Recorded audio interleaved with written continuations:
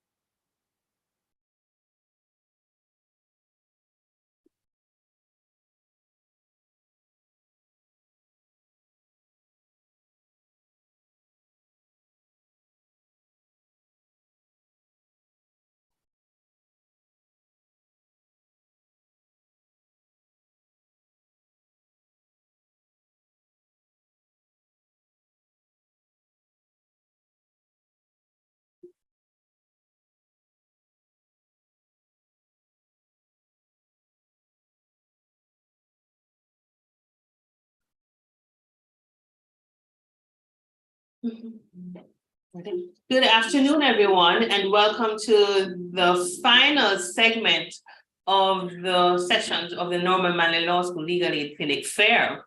My name is Kayan Bally. I'm one of the attorneys and tutors here at the Legal Aid Clinic, and I want to welcome you all to this session of presentations for this afternoon. We have had an amazing week of presentations starting on Monday, and we are now here on the very last presentation being streamed this afternoon. However, we continue to offer services in our exposition, which is taking place here on site at 18 Gibraltar Hall Road on the Mona campus of the University of the West Indies. Our presenter this afternoon is none other than Ms. Tameisha Powell, one of the attorneys and tutors here at the Legal Aid Clinic. And I will invite Mr. Stephen Harvey at this time to introduce her. Thank you, Ms. Bally. Good afternoon, everyone. Ms. Tameisha Powell is an attorney at law by profession and currently works at the Norman Manley Law School, where in addition to tutoring, she provides legal aid services at the Legal Aid Clinic of the law school. In addition to an LLB degree and a certificate in legal education, she has a BSc in Public Sector Management and International Relations with honors from the University of the West Indies and is certified by the World Intellectual Property Office in Intellectual Property Law. She also holds a Master's of Laws degree in International Commercial Law. Ms. Powell is a trained mediator and has experience in employment law, commercial law, legislation and policy development, ethics, and risk management. Her current areas of focus, however, are family law, real property, and intellectual property law. She's a member of the Jamaica Bar Association, where she sits on the Continuing Legal Education Committee as she's a board member of the Combined Disabilities Association, a member of the Jamaica Autism Support Association, a member of the board of directors for KOL Academy, and the chairperson for the High Holborn Street Church of God Basic School. Ladies and gentlemen and viewers, please help me to welcome Ms. Tameisha Powell. Thank you so much, and good afternoon, everybody. Thank you for joining us again. We certainly have appreciated your participation in our fair. So this afternoon, we're going to be rounding out our presentation by focusing really on the things that impact the family, so to speak. So we're going to be looking at the Domestic Violence Act and the Child Care and Protection Act, and we've kind of labeled it in a little catchy way as good touch, bad touch, don't touch, right? So let's jump right in. What is domestic violence? Domestic violence is any form of violence that occurs within the home or household and is not limited to intimate partner violence. So when we say intimate partner violence, what we mean by that is simply as it would imply, it's husband, wife, boyfriend, girlfriend, common law spouse, common law spouse. Domestic violence covers, however, all incidences of violence, whether they involve couples who are living together, whether you're married or unmarried, any children in the household, including children who are not biological children of both or either spouse, any other member of the household, and couples who are in a visiting relationship. So as we're jumping in, there are some key terms that you'll find in the legislation that it's important that you understand. I'm just going to run through a few of those. And so applicant means any person who applies or on whose behalf the application is made. The respondent means a person who is named in an application made pursuant to the act. The court means a resident magistrate's court or the family court. An occupation order is an order made pursuant to Section 7 and includes an interim order made under Section 8 of the Act. Protection order means an order that's made pursuant to Section 4 and includes an interim order made under that section. A child refers or means a person who is under the age of 18 years and who has never been married, being a child of A, both spouses who resides or immediately preceding the date of the application was residing in the household residence. B, a child of either spouse who resides or immediately preceding the date of the application was residing in the household and who is or was living in the household as a child of the family. C, a child, whether or not a child of a member of the household and who is or has been a member of the household or who resides in the household on a regular basis and of whom any member of the household is a guardian. So definition of child is very wide and all-encompassing. Member of the household means a person who normally resides or resides on a regular basis with the respondent, and a member of the respondent's household will be construed in accordance with that. A spouse includes a woman who cohabits with a man if she were in-law his wife, as if she were in-law his wife, or a man who cohabits with a woman as if he were in-law her husband, a former spouse, all of that, that's the entire definition. So you either cohabit or you're a former spouse. A visiting relationship means a relationship between a man and a woman who do not share a common residence, which is a close personal relationship by virtue of its nature and intensity, having regard to the amount of time that they spend together, the place where the time is ordinarily spent, the manner in which the time is ordinarily spent, the duration of the relationship, and the existence of a child, if any, of both parties. A prescribed person means the spouse, parent, child, or dependent of the respondent, or any person who is a member of the respondent's household or is in a visiting relationship with the respondent. An ex parte application means an application made without notice to the respondent. And dependent includes a member of the family of a respondent, being a person who is 18 years of age or older and normally resides on a regular basis with the respondent, and B, a person who by reason of physical or mental disability, age or infirmity is reliant on the respondent for his welfare or maintenance.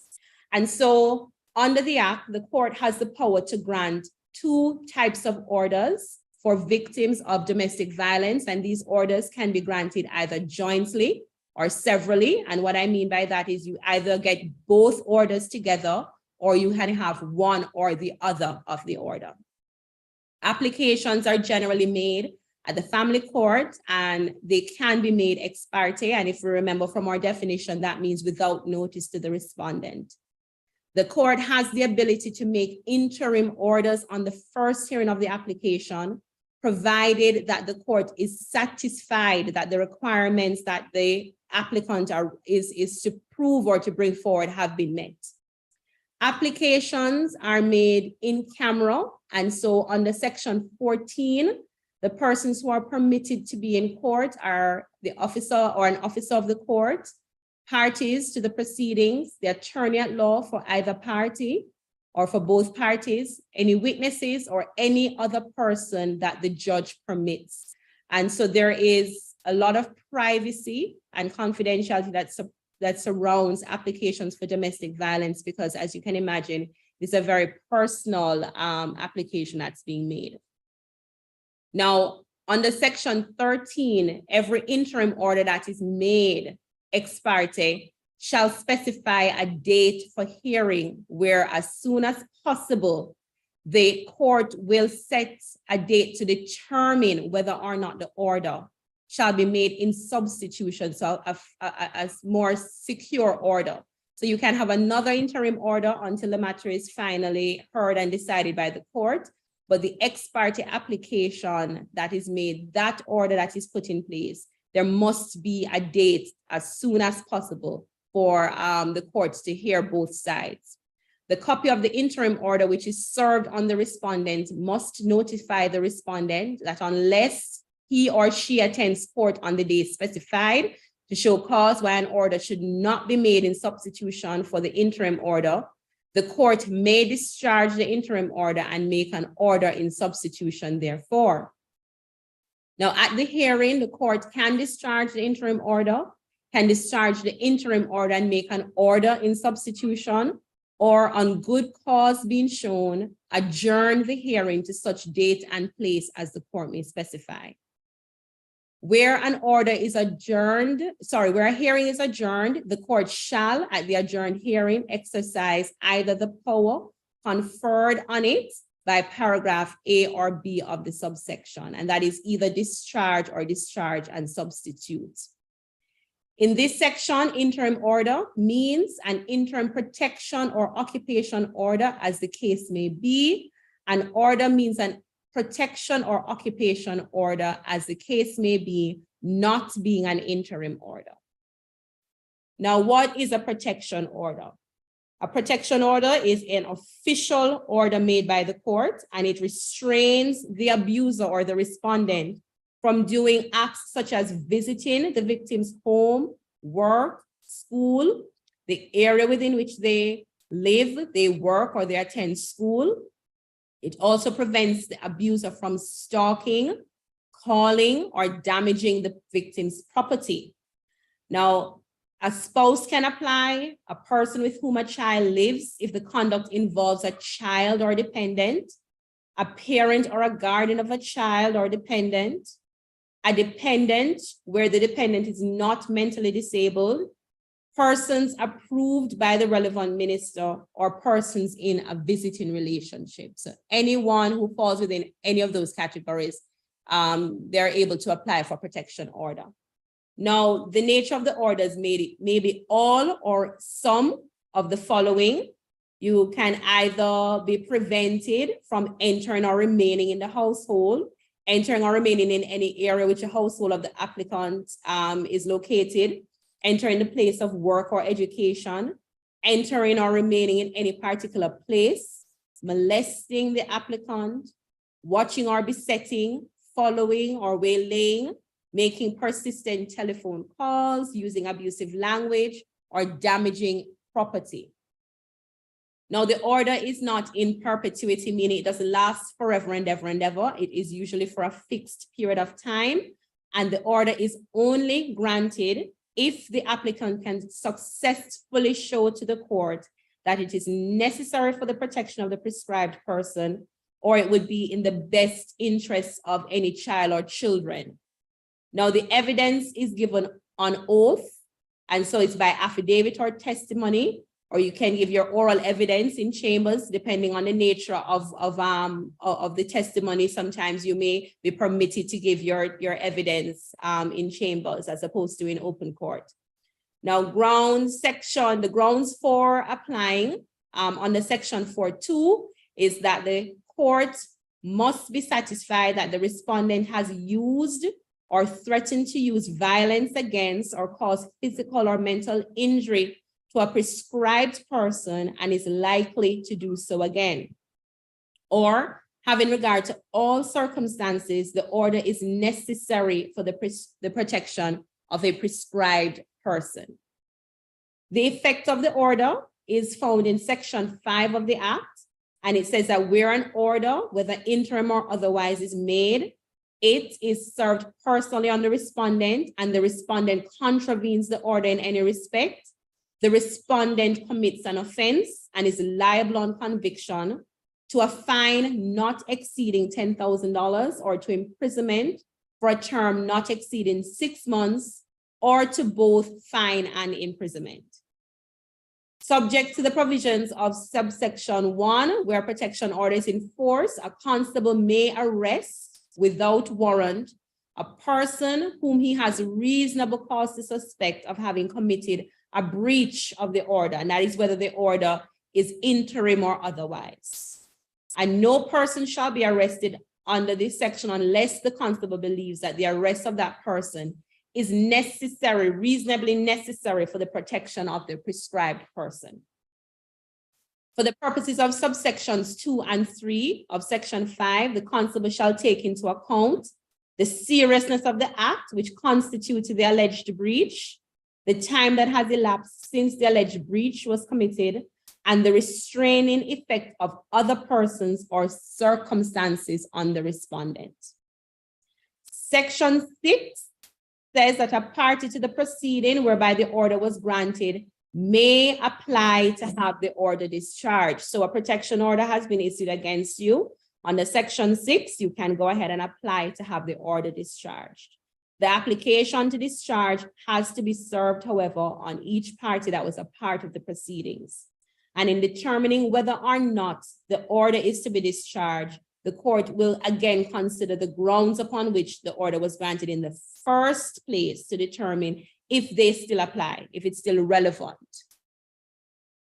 Now, an occupation order, and this, the purpose of the order is to grant the prescribed person named in the order the right to live in the household to the exclusion of the respondent, or to exclude the respondent from entering into certain parts of the home.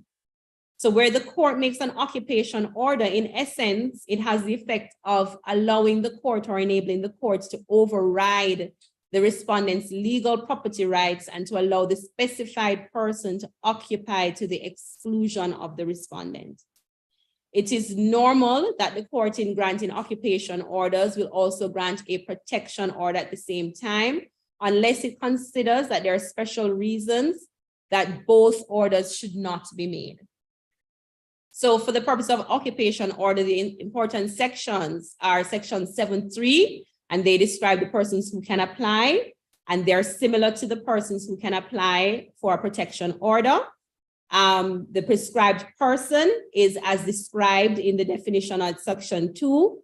An occupation order can also be applied for ex parte under section 8, the same rules. However, as with respect to the protection order will also apply, which are that as soon as practicable, as soon as reasonable, the court should set a date for another hearing to see whether or not the order should remain in place or another order should be substituted for it. The effect of section 9 is that it gives the right to occupy the household to the exclusion of the person. And section 7 outlines, at subsection 2, it outlines period or periods for which this occupation order should last.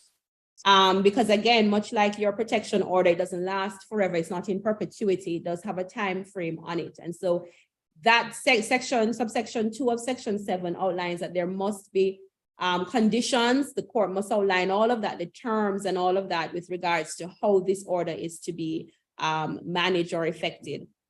Section 10 says that you can apply to have the order varied, and the procedure for doing so is found in section 11, and there can be ancillary orders that are sought under the requirements of the Domestic Violence Act. Now, when the court is going to be making an order for occupation, what the court considers is the balance of harm test. And this requires the court to balance the harm that would be caused to the applicant, respondent, and any relevant children if the order were or were not made. So the court is basically going to be looking and weighing in the scale. If I grant this thing on a balance of harm, who's likely to suffer the most? And the order, as I indicated before, it's not in perpetuity, so it's temporary, and it's granted if the court is satisfied that it is necessary for the protection of the prescribed person, or it would be in the best interest of the child. And of course, whenever we're dealing with children, the paramount principle is that we have to act in the best interest of the child or children. Now we're going to move into the Child Care and Protection Act. Now, the Child Care and Protection Act, or the CCPA, is very heavily based on the Convention on the Rights of the Child, for which Jamaica became a signatory in 1991, May of 1991. And so the act, similar to the convention, covers the three categories of rights. And those three categories are protection, provision, and participation. The convention captured for the first time the suite of rights which every child, by virtue of their humanity, is entitled to, and set minimum standards which should apply internationally. Article 3 of the convention reinforces the paramount principle of the requirement that decisions are made in the best interest of the child. And section 3 of our CCPA specifies that the act should be interpreted and administered so that the best interest of the child is the paramount consideration. So our section 3 has, in essence, adopted in whole Article 3 of the convention. Now, the Child Care and Protection Act sets out the approach and the legislative requirements for the provisions of children's services in Jamaica, both for children in conflict with the law and children who are in need of care and protection. And the Office of the Children's Advocate was created out of this legislation. The primary, or the objectives rather, of the act are to promote the best interest, safety, and well-being of children, to recognize that while parents often need help in caring for children, help should give support to the autonomy and integrity of the family unit, and wherever possible, be provided on the basis of mutual consent. And it also recognizes that the least restrictive or disruptive course of action that is available and appropriate in a particular case to help a child should be followed. So the purpose of the act is not necessarily to disrupt the family structure as the primary unit of socialization, but in essence to support it, keeping the child as the paramount focus. C, to recognize that that child services should be provided in a manner that respects the child's needs for continuity of care and for stable family relationship, and takes into account physical and mental differences among children in their development. And of course, to recognize the special needs of children in conflict with the law. Section 2.2 says that the act, that where there is reference in this act to the best interest of a child, the factors that must be taken into account in order to determine what is in the child's best interest are the safety of the child's physical and emotional needs and level of development, the importance of continuity in the child's care, the quality of the relationship the child has with a parent or other person, and the effect of maintaining that relationship, the child's religious and spiritual views, the child's level of education and educational requirements, whether the child is of sufficient age and maturity so as to be capable of forming his or her own views. And so those views are to be given due weight in accordance with the age and maturity of the child and the effect on the child of a delay in making a decision.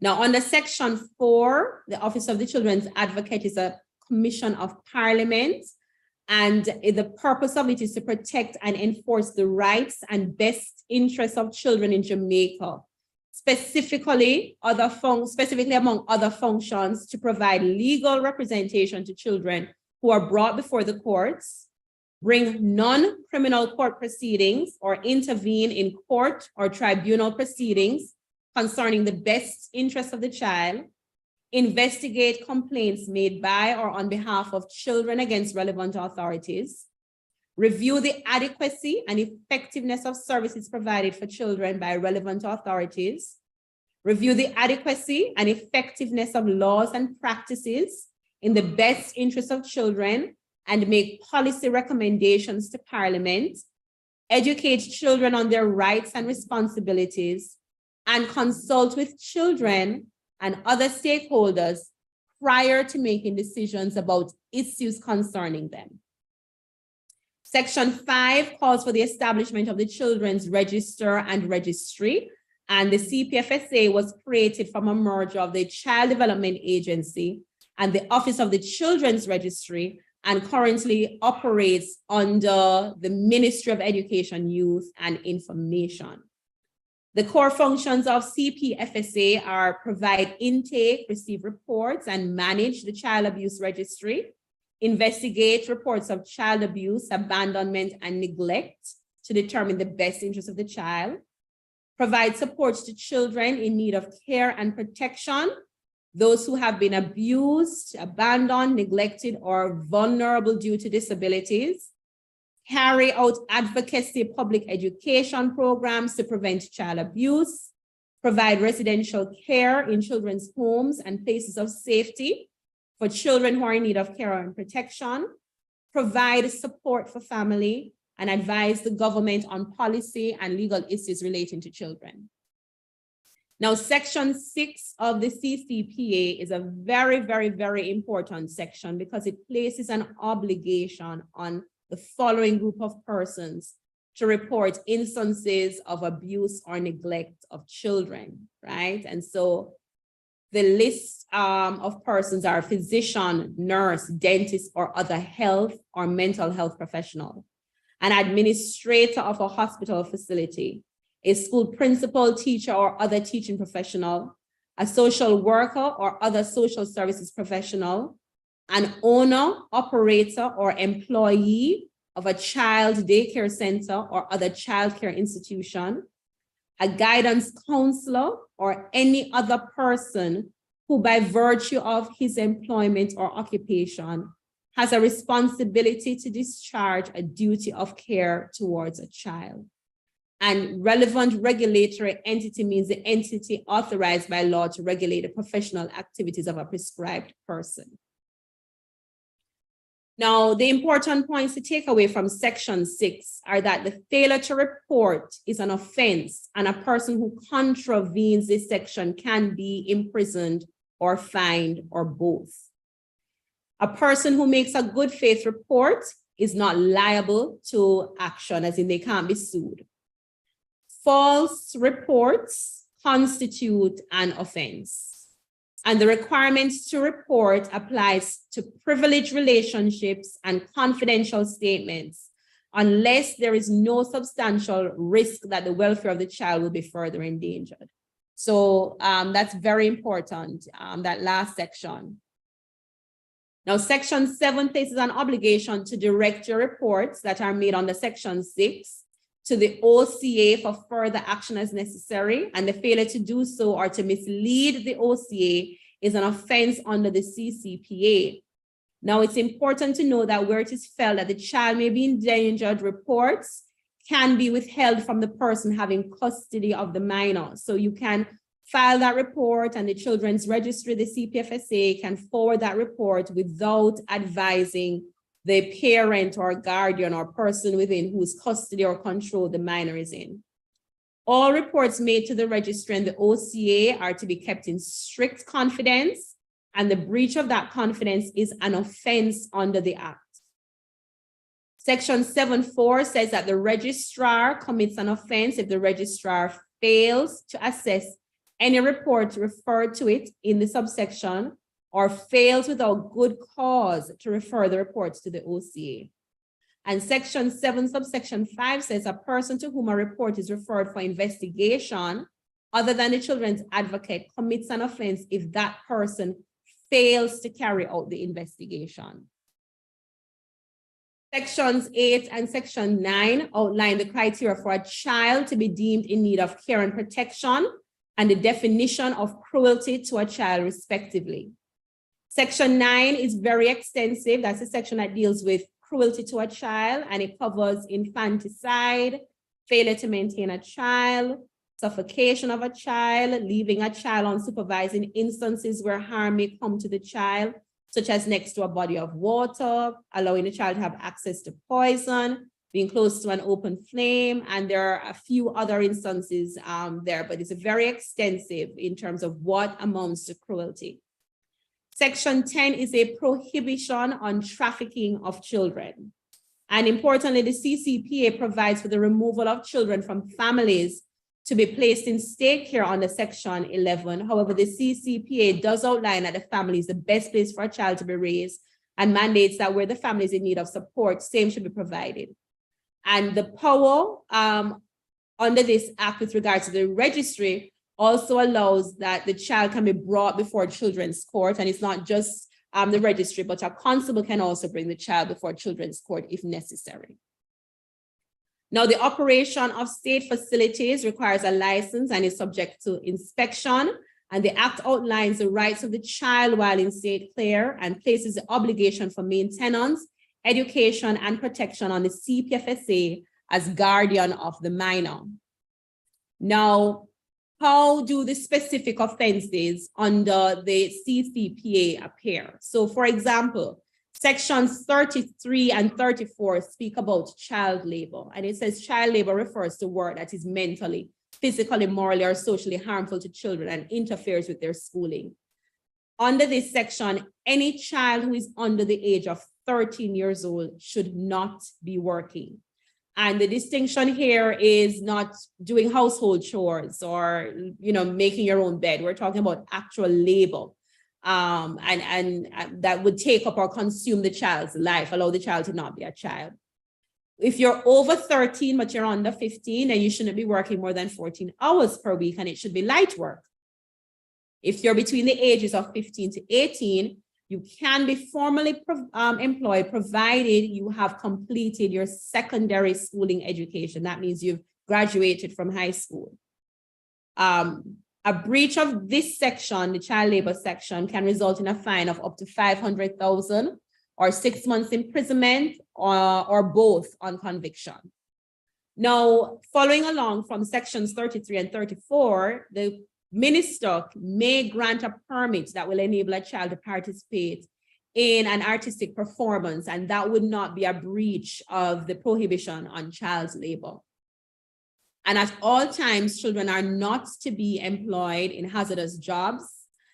Section 39 prohibits the employment in a nightclub or any other facility where the child's morality is likely to be put at risk. Intoxicating substances should not be sold in the presence of a child or to a child, and that's section 40. And section 41 makes it an offense for a child to be used or induced for begging or the collecting of arms, inducement or collecting of arms. And so when we see our children on the road and they're begging or they're having to sell in the afternoon, that is a clear breach of the CCPA. Sections 27 and 28 places a duty on the person whose care the child is in, whether parent or guardian, to ensure the child is properly maintained or cared for, and to ensure enrollment and attendance at school respectively. So under section 28, your child should not be at home. If they are between the ages of 4 to 16, they ought to be in school. And if it is that you are homeschooling, then they should be enrolled in a proper school program. There's a curriculum because there is a requirement based on the right to education. If you recall earlier, we had spoken about the fact that the CCPA is heavily premised on the Convention for the Rights of the Child, and a right of the child is the right to education, and that has been strongly preserved within our legislation. Section 10 talks about human trafficking, and human trafficking is the organized movement of a male or female under the age of 18 within a country or across borders for the purpose of forced labor or sexual exploitation. And so in other words, human trafficking is really modern day slavery, right? So you don't have to take the child outside of Jamaica for it to be human trafficking. Once a child is being moved around for the purpose of forced labor or sexual exploitation, that amounts to trafficking. Now, under the Sexual Offences Act, there are sections that make certain actions or activities an offense. And by virtue of Section 6 of the CCPA, once you are aware or you suspect that any of these things are occurring, there is an obligation, or once it has been reported to you by a child, there is an obligation for you to make the report or to refer the matter to the Children's Registry or SISOCA. And so you'll find that the two pieces of legislation walk hand in hand quite a bit. So for example, Section 10 of the Sexual Offences Act, which outlines sex with a person under the age of 16. The offense is created where a person has sexual intercourse with another person who is under the age of 16 years or attempts to have sexual intercourse with a person under the age of 16 years. Section 4 of the Sexual Offences Act, where it talks about grievous sexual assault, and the offense is committed where an offender, without the consent of the victim and knowing that the victim does not consent to the act, or recklessly not caring whether the victim consents or not, or, and this is very important for us now, where the victim is under the age of 16 years, the act of grievous sexual assault occurs. Now, yesterday's presentation that was done by Jeremy Taylor KC was very, very detailed with regards to exactly all the various tenets of grievous sexual assault. And so I will not repeat, I don't have to repeat them here. We can always watch his video to refresh our memories, right? So I'm going to encourage you to tune into yesterday's presentation just to have the description with regards to what activities amount to the sexual assault. Now, Section 7 talks about incest, and incest is committed by a male or female who willingly has sexual intercourse with another person, knowing that the other person is his or her grandfather, father, brother, son, uncle, nephew, grandson. There's some other relationships here that we of course, sister, mother, right. So this is whether the offender is related by the half blood or whole blood. Section 8 has sexual touching or interference where an adult or for sexual purpose, engages in any of the following: touching directly or indirectly with a part of his or her body with an object, any part of the body of the child, or inviting, counseling, inciting a child to touch directly or indirectly with a part of the body or with an object, the body of any person, including the body of an adult who so invites, counsels, or incites the child, okay? Or the child. So inviting, counseling, or inciting a child to touch another child is also caught under sexual touching or interference. So for the purpose of this section, an act is done for a sexual purpose if a reasonable person would consider that whatever its circumstances or any person's purpose in relation to it, it is because of its nature, its sexual nature. And B, because of its nature and because of its circumstances or the purpose of any person in relation to it, or both, it is sexual. Sexual grooming, which is something we have to really pay attention to, occurs if an adult, having met or communicated with a child on at least 2 earlier occasions, he or she intentionally meets the child or travels with the intention of meeting the child in any part of the world. The child is under the age of 16, and at the time of the meeting or travel, he or she intends to do anything to or in respect of the child during or after the meeting in any part of the world, which if the act were done in Jamaica would amount to the commission by any person of a sexual offense under this act, and he or she does not reasonably believe that the child is of or over the age of 16 years. Now you'll see the age of 16 being mentioned repeatedly, and that's because that is the age of consent here in Jamaica. So what the law says is once you are under the age of 16, you do not have the ability to consent to anything of a sexual nature. And so that's why we have that as our cutoff point. Now, an adult also commits an offense with regards to sexual grooming if he or she causes another person to carry out this offense.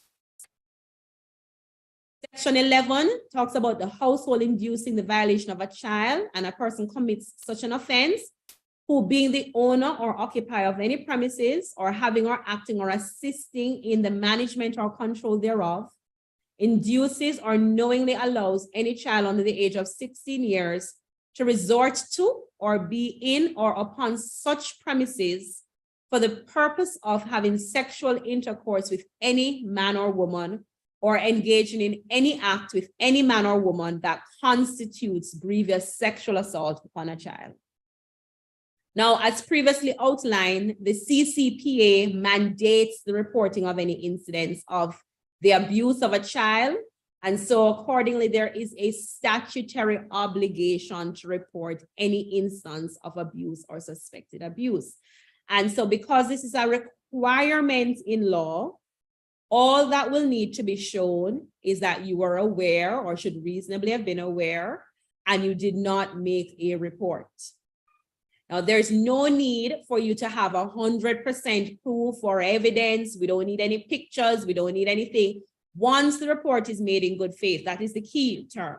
It must be a good faith report. And once the report is made in good faith, the person who is making the report is protected from litigation or any sort of lawsuit, as I had mentioned earlier. Now, if you are a child, or if it is that you know of a child who is in a situation where they're being abused or neglected, the report can be made to a list of persons. I have a few of them here. You can go to the school guidance counselor. You can speak to a medical professional. The Office of the Children's Registry, a formal report can be made there. The report can be made at CISOCA, CPFSA, CPFSA and Office of the Children's Registry are one and the same. My apologies there. The Office of the Children's Advocate, or you can speak to a trusted adult if you're a child to have the matter reported. Now, this is just the information numbers. I'm leaving some numbers. I'll leave that up on the screen.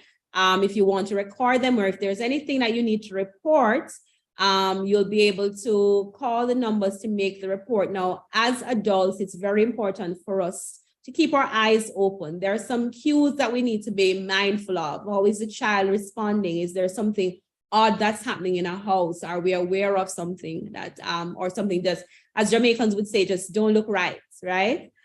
We have to be mindful of that. We have to look after our children. They are our future. And we can no longer be in a space where we turn a blind eye because people must mind their business. These are our children. And so I hope that the information today will give you an idea as to all the various ways within which this might play out, just to guide or to assist in identifying, and of course also in directing you where any such complaints can be made. So thank you very much for allowing me the opportunity to make this presentation. Yeah. Okay, we want to thank Ms. Powell for her very lucid and thorough presentation, treating with the varying statutory provisions on how it is that we are to extend care and protection for our children, both within the home and perhaps otherwise as well. I want to advise our audience, members of the audience, that you can in fact pose questions arising from Ms. Powell's presentation in the chat feature, and we will be able to feed those to her. We look forward to having your comments as well. And if there are any other questions dealing with the issue of domestic violence or the position of children where that is concerned, we would welcome those as well. I'm going to give our audience a few moments to see whether any questions come up. I'm not seeing any at the current moment.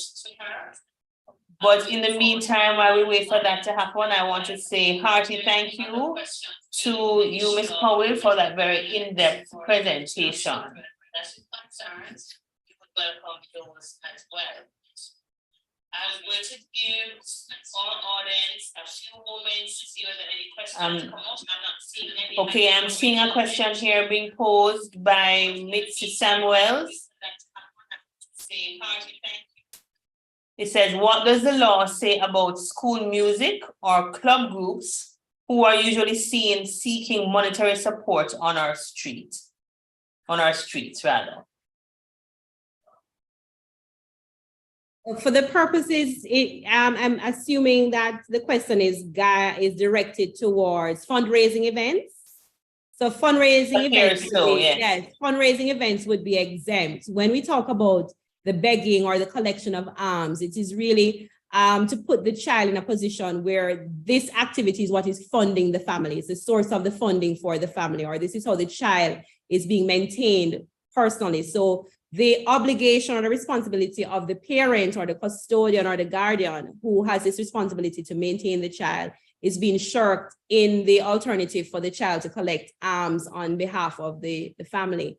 It should be also noted that within the act, it talks about if you are performing, so if a child is performing, singing or dancing for the purpose of the collection of alms, it would also amount to a breach of the section. It's not just standing with a cup and asking, but that I think is a slight distinction. And even within that context, it has to be where it's clear it's for fundraising and there are clear rules and it has a guideline and there are parameters there surrounding those types of activities. Thank you for that, Ms. Powell. I think I would also add that it perhaps may depend on the frequency with which these kinds of activities may take place. If it is that the child is engaged in those kinds of activities almost as a full-time job, as opposed to something that may be done intermittently. All right, I'm not seeing. And also the length of time that the child is out is also very important. Are you standing on the corner for 5-6 hours when you ought to be in school? All of those things would be considered. Yes, so that comment, that question was posed by Mitzi Samuels, and she says, thank you very much for that response. In addition to which, there is a comment from Ms. Samuels as well, indicating that she found the presentation very interesting and that there was excellent delivery. So I'm passing on those commendations to you, Ms. Powell, as well. Thank you, Ms. Samuels. I'm seeing another question being posed as to who it is can get a protection order. All right, so any member of the household can get a protection order. So a child can get a protection order, someone can apply on behalf of the child, a spouse, whether you're married or not, someone who is in a visiting relationship, a parent, if you have an adult child, any member of the household would be able to apply for a protection order once you're able to prove that there has been threats or violence that has been used and there is the risk that it will occur again. You'll be able to apply. Thank you for that response, Ms. Powell. But I just wondered how many persons in our audience may be familiar with the expression household, because as you may know, very often Jamaicans live in situations where there may be more than one families or houses on a particular lot. Can you clarify for us what you mean when you say household, or how it is that household is used for the purposes of the Act? All right, so when we say household, we're talking the people you live with regularly. So on a regular basis, these are the persons I live with, I share a life with. We eat together, we are in the same space, we come in and out the same door. So even if there are multiple residences on the property, or if it's a multi-family dwelling place where I live on the small side and you live on the big side, your household now will be limited to the persons you directly interact with on a regular and ordinary basis. That's your household.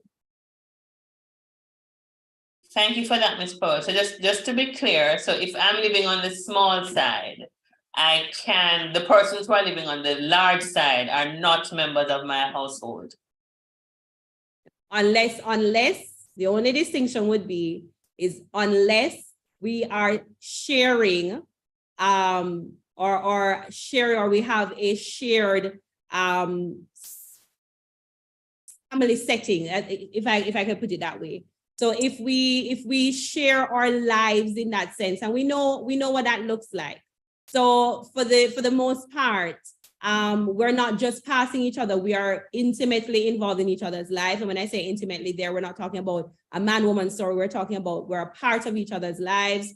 We share bills, we're living together, it's one unit. Decisions are made in a particular way. So, but if it is that you do not have that sort of sharing or connection, then you have a separate household. Understood. That's the best way I can explain it, to make sure that I'm not using legalese language. Understood. And I'm sure our audience is much better, much more informed as a result of that explanation. There is a follow-up question, Ms. Powell, from our live audience. The question is, what if the abuser, or what difference does it make if the abuser is the owner of the property? Okay, so it actually makes no difference. As indicated, what the Act allows the courts to do is really to supersede proprietary rights. And so once you can show on a balance of harm, because remember, the court is going to be doing a balance of harm test. So I'm going to weigh the harm that will be meted out to the respondent, as in the abuser, the person who is making the claim, and if there are any children involved, I'm going to be balancing that if I'm going to be making an occupation order. And so the occupation order, it doesn't matter if this person's name is on title or if they are the owner, provided that this is the home, this is the residence, there is a risk to the parties or the any of the prescribed persons within the household, then you can make that application. What you should be aware of, however, is that the court may make the order for the person to be limited to only accessing certain parts of the home. So it might be that the court might say the person cannot come to the home at all. But the court could also say, well, they can come, but they can't enter this particular aspect of the home. Additionally, remember, your order is not going to be forever and ever and ever and ever. And so while you have that order in place, if it is where you are really at risk and it is a really unsafe environment, you really want to use the opportunity to perhaps try to find how best we can relocate, and just so that you're out of an unsafe space. I appreciate that response, Ms. Powell. I think that you're saying that in a way, these orders serve to provide some kind of reprieve or a temporary reprieve until persons are able to change their situation, if that is possible, any at all. Yes. All right. I'm not seeing any further comments being posted in it. Just a moment, one just came in. Is there further protection for children who are in state care? That is the question that has been posed. Is there further protection for children who are in state care? I'm not sure if that is within the context of domestic violence or if it is in the context of the requirements under the Child Care and Protection Act. Yeah. All right, so I'll respond this way. A child, whether the child is in state care or the child is living at home with in a private residence, the rights of the child apply without limitation. So where the child is in state care, the responsibility with regards to maintenance, education, safety, protection, that now falls on the CPFSA as the persons who have the responsibility for ensuring that places of safety and children's homes have licenses and that they're safe spaces for children and that they're going in and monitoring and investigating if they have any if there are any allegations made with regards to anyone in the facility or any of the facilities. And of course, to ensure that anyone who is operating has a license to operate. And so those rights now, the only difference is who will we hold responsible, or who is the person who will be required to deliver these protections for the child. So if we're living at home, it would be mommy, daddy, or my legal guardian. If I were in state care, then of course it is now the government through the CPFSA that would be required to ensure that these rights are protected. And so what that means is that if there is an infraction or a breach of the Child Care and Protection Act with regard to a child who is in state care, the same responsibility to report under Section 6 would apply. The same responsibility to investigate would apply. It would still be a breach if you have not done the investigation. It would be a breach if the report is not forwarded to the Office of the Children's Advocate. And it would certainly be a breach to impede the actions of the OCA. So our children in state care are not treated any lesser or any worse than children who are living right at home in the comfort of their own homes. That's a particularly insightful comment, given what is happening in the public domain now in terms of the responsibilities of the CPFSA. I hope that answers the question that was posed. If not, then I would ask our member of the audience to perhaps rephrase or provide further clarification for that question. In the meantime, I'm not seeing any further comments being posed. And I think now would be an opportune time for one of our students here, another of our students here at the law school, to move the vote of thanks at this time. I'm making that just subject to the fact that there are no other questions being posed at the moment.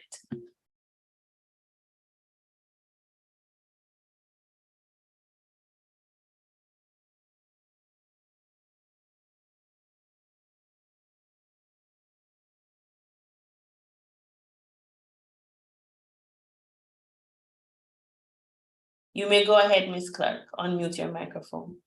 Hi, ladies and gentlemen joining us on the live stream, a pleasant afternoon to you all. It gives me immense pleasure to deliver the vote of thanks for this event. I would like to thank our chief guest presenter, Ms. Tameisha Powell. We felt that your presentation on domestic violence and the relevant legislation protecting children from same was especially timely. We truly appreciate your willingness to take time out of your busy schedule to deliver such a presentation that was both compelling and informative. I would like to thank our Principal Carol Arno, our Legal Aid Clinic Director, Mrs. Tassin Wisdom Barnett, our host, Mrs. Kiam Bali, staff members, students, participants, and last but not least, our beloved audience for making this fair a grand success. Thank you very much, Ms. Clark, for your kind words. Okay, thank you also, Ms. Clark. Ladies and gentlemen, as Ms. Clark just indicated, we have come to the end of our week-long event, the 2023 version of the Legal Aid Clinic or Legal Aid Fair. It really has been quite an exposition starting on Monday of this week. We dealt with constitutional matters, matters involving the Road Traffic Act, matters involving legal aid and access to legal aid services, both as members of the public and as persons who want to become duty counsel. We have been treated with a wide gamut of legal topics, all timely and topical in Jamaica in January 2023. Today, we had the wrap up with Ms. Powell, following on from the presentation yesterday as well by King's Counsel Jeremy Taylor on sexual offenses and the need to be mindful of the responsibilities that we have as adults to protect our children, who Ms. Powell rightly described today as our future. The exposition on site continues for a few more moments. And so we would invite those of our audience, viewing audience who are nearby to make their way to 18 Gibraltar Hall Road for the purposes of benefiting from the services that are on offer.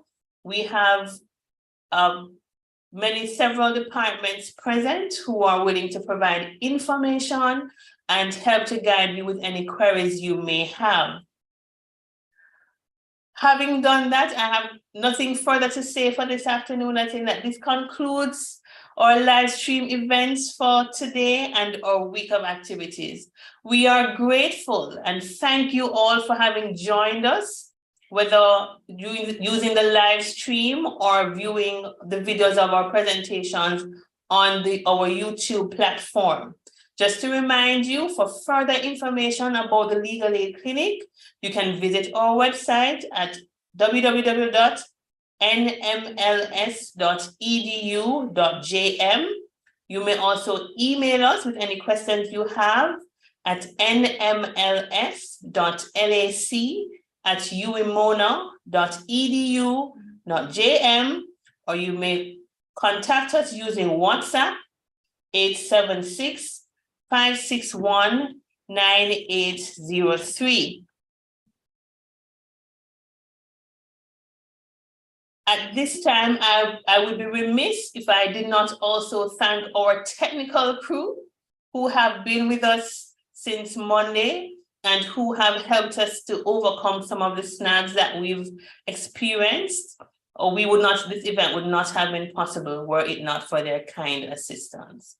Ladies and gentlemen, we thank you and we look forward to having you join us in 2024 for that edition of the Norman Manley Law School Legal Aid Fair. Thank you.